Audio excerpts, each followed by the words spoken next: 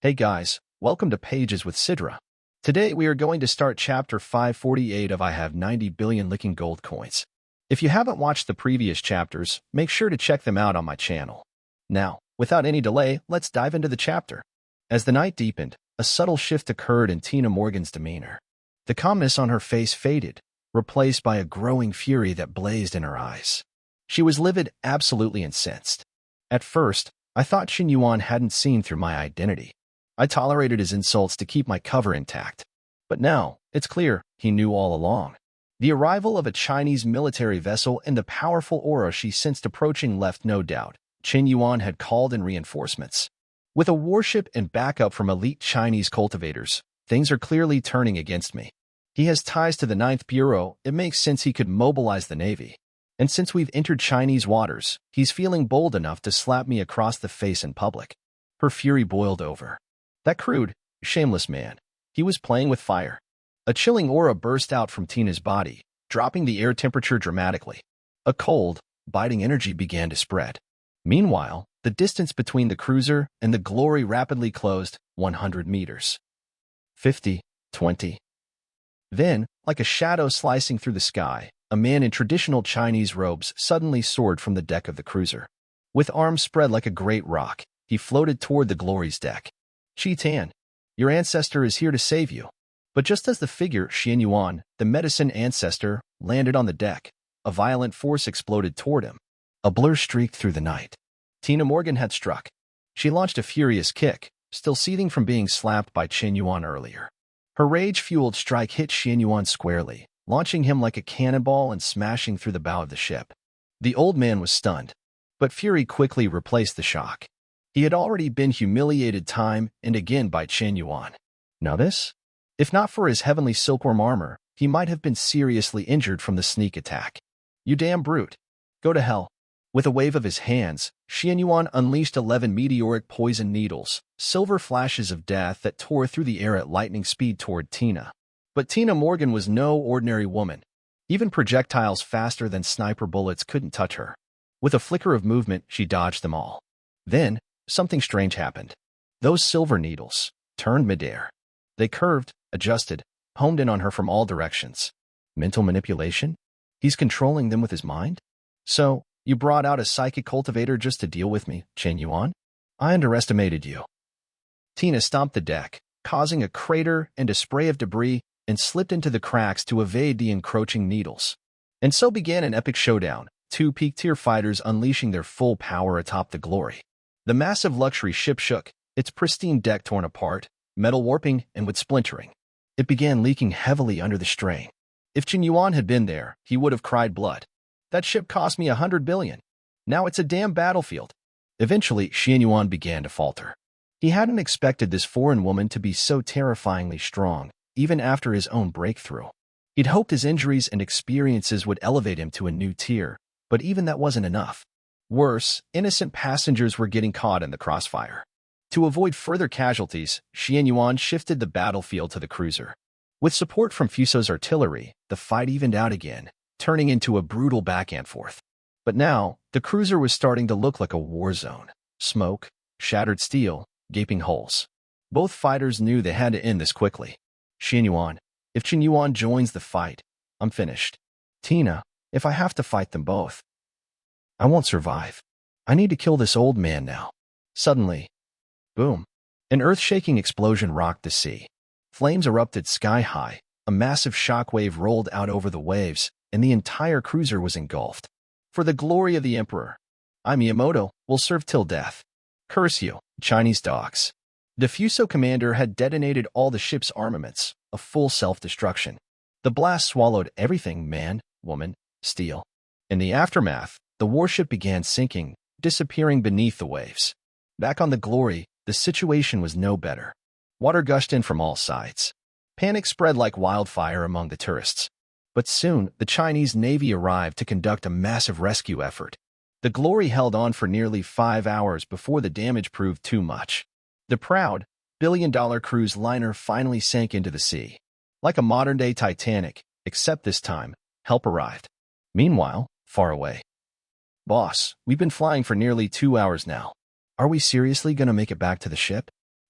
Yeah, about that. I think we might have overshot a bit. There's some land ahead. Let's check it out. We're almost out of fuel anyway. Wait, boss, my phone GPS says we're in Korea? Yo-ching and stared at her phone, completely dumbfounded. We'll find a place to land first. For now, that's our only option, Shin Yuan said helplessly. Of course, he already knew they'd flown all the way to South Korea. The sea route between Shanghai and Tokyo was already close to Korea, and he'd deliberately chosen to fly this way. Just to keep Yao Din and the old master from running into each other. You want to snatch someone from me? In your dreams. He didn't know what would happen if the old master ran into Tina. But one thing was certain now. If those two powerhouses joined forces against him, and with the warship's firepower as backup, he'd definitely suffer. As the saying goes, a wise man doesn't stand under a crumbling wall. And so, Shin Yuan made the smart call. He bailed. Soon after, he landed the plane in an open area. Come on, let's get to the road and grab a cab. We'll find a place to eat first. But boss, your plane? You're just going to leave it here. Yo-ching and was completely confused. This was an expensive private jet, and he was just leaving it? Don't worry about it for now. Someone will take care of it later. I'll call Wu Qinggong and have him send a team to bring it back. Shin Yuan waved it off casually. It was just a plane. If it was gone, he could always buy a few more. Might even get extra licking gold points from it. No need to stress. Before long, Shin Yuan and Yao Din were at the roadside trying to catch a taxi. Annyeonghaseyo, Kamsahamnida, Malayo, Bangasumnida, Josonghamnida, Gyudul Saramimnida. As soon as they got in the car, Shin Yuan started chatting fluently with the driver in Korean. No barriers, no hesitation. His accent was clean and authentic. He even spoke with a hint of a Seoul dialect. It was just like something out of a K-drama. If you didn't already know he was Chinese, you wouldn't even suspect it. Yo-ching and stared at him, eyes shining with admiration. In China, knowing Korean didn't mean much. But in a foreign country where you don't understand the language and everything feels unfamiliar. If your companion suddenly starts speaking the local language fluently, that's a serious highlight moment. His charm and talent were on full display. Boss, you even speak Korean? She asked in awe. Just a bit. Enough for basic conversation, Shin Yuan replied humbly. That's amazing. Didn't you say you were going to Japan next? Do you know Japanese too? I know a little of that as well. When you're traveling, it's always good to know a few languages. Helps you avoid getting scammed. He stayed modest as he explained. At that moment, Yao Qinan truly felt that Shin Yuan wasn't just handsome and talented. He was a man with deep knowledge and sophistication. No wonder so many women online were obsessed with him. Turns out, the internet wasn't wrong, even compared to her senior brother Shiryun. There was just no competition. Yadon's favorability +1. Current favorability, 94. Shin Yuan's heart thumped with excitement. So close. Just a little more, and he'd get the reversal reward. 300 enhancement points. Not quite as big as the one from that 385-year-old leftover woman. But still a high-level reward. Plus, the mysterious guiding technique skill would unlock. If he could win this wave, it'd be a huge win. Just then, his phone buzzed. Buzz, buzz, buzz. It was a call from Wu Qinggong. Boss, the Guangming is gone, Wu said with grief in his voice. As captain, his feelings toward the ship were even deeper than Shin Yuan's. Ever since he took the helm, the Guangming had been his second home. Now, watching it slowly sink into the ocean. The pain in his heart was indescribable. What happened? Shin Yuan asked, frowning. Boss, a few hours ago, a disaster broke out on the Guangming. Two people, like literal superhumans, started fighting on the ship. The destruction was unimaginable. The hull was torn open. Water flooded in like crazy. We couldn't stop it or repair it in time. We had no choice but to watch the Guangming sink. Wu's voice trembled as he sobbed. He felt deeply guilty. A luxury cruise ship worth 10 billion. Gone just like that. The loss was enormous. And as captain, he felt responsible. The entire ship sank? What about the crew and passengers? Luckily, the Navy arrived in time to carry out a large-scale rescue. There weren't many casualties, but a few tourists went missing in the sea. One of them was Miss Morgan of the Morgan family. Search and rescue operations are still underway. All right, you guys return home first. I'll wire you 10 billion. Use it to compensate all passengers for their losses, whether they have insurance or not. Also, send some bonuses to the crew. They've been through a lot. Boss, You're not blaming me? Wu's voice cracked. I lost your ship.